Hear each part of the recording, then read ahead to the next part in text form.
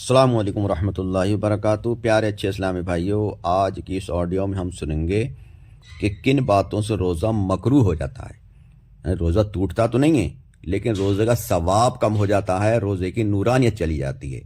تو بتائیے، ہم روزہ رکھ رہے ہیں، بھوکے پیاسے رہ رہے ہیں، پھر بھی ہمارا ثواب کم ہو جائے، ایسا کام کیوں کریں؟ وہ باتیں سنیں۔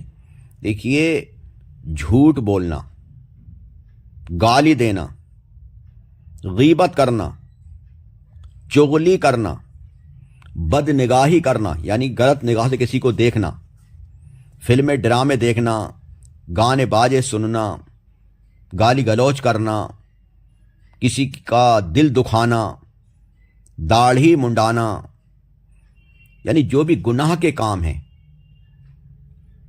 رمضان کے علاوہ تو ہے ہی گناہ، جو گناہ کے کام ہیں وہ حرام ہے، لیکن روزے کی حالت میں اور زیادہ گناہ ہے۔ جس طرح رمضان کے مہینے میں نیکیوں کا ثواب بڑھ جاتا ہے، اسی طرح رمضان کے مہینے میں گناہوں کا عذاب بھی بڑھ جاتا ہے۔ یاد رکھیں، ہمیں رمضان کے مہینے کا ادب کرنا ہے، احترام کرنا ہے، اس کی تعظیم کرنا ہے۔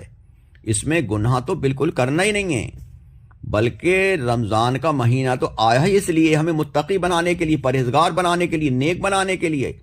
اللہ پاک فرماتا ہے، یا ایھا الذین آمنوا کتب علیکم الصیام کما کتب علی الذین من قبلکم لعلکم تتقون۔ اس کے ترجمے کا مفہوم ہے، خلاصہ ہے کہ اے ایمان والو، تم پر روزے فرض کیے گئے جس طرح پچھلی امتوں پر کیے گئے، اس لیے تاکہ تم پرہیزگار بنو، لعلکم تتقون، تم پرہیزگار بن جاؤ، متقی بن جاؤ، اللہ سے ڈرنے والے بن جاؤ، نیک بن جاؤ، ہے نا۔ تو یہ ہمیں سدھارنے کے لیے آیا مہینہ، اور ہم نہ سدھریں رہے تو پھر ہمارا بتائیے کتنا بڑا نقصان ہے ہمارے لیے، کتنی بڑی ہمارے لیے یہ غفلت ہے۔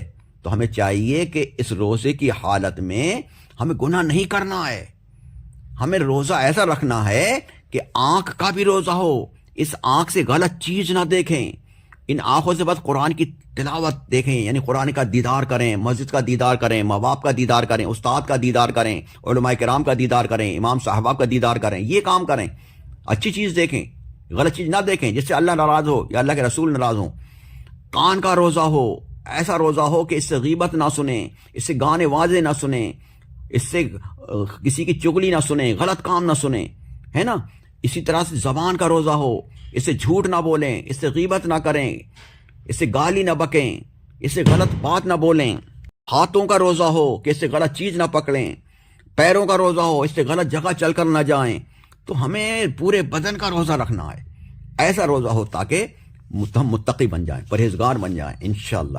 ٹھیک ہے، پیارے آقا صلی اللہ تعالی علیہ وسلم کے فرمان کا مفہوم ہے کہ جو بری بات کہنا یا بری باتوں پر عمل کرنا نہ چھوڑے، یعنی گناہ نہ چھوڑے، تو بھوکا پیاسا رہنے کی اللہ پاک کو کوئی ضرورت نہیں، اس کو بھوکا پیاسا رہ رہا ہے نا۔ تو تمہیں چاہیے کہ تم پرہیزگار بنو، پورے بدن کا روزہ رکھو۔ اگر تمہیں روزے کی حالت میں کوئی گالی دے یا برا بھلا کہے تو تم کہو بھائی میں کچھ نہیں کہہ سکتا، میں روزے سے ہوں، ہے نا، بھائی یہ کہہ دے بس انشاءاللہ، مدینہ مدینہ۔ ٹھیک ہے، تو ان باتوں کو یاد رکھیں کہ ہم اچھے کام کریں گے، نیکیاں بڑھتی جائیں گی، ثواب بڑھتا جائے گا۔ یہ مہینہ ہمیں مل گیا اللہ کی عطا سے، یعنی کتنے چلے گئے، ہمیں نصیب ہو گیا یہ، تو ہمیں اس کا فائدہ اٹھائیں۔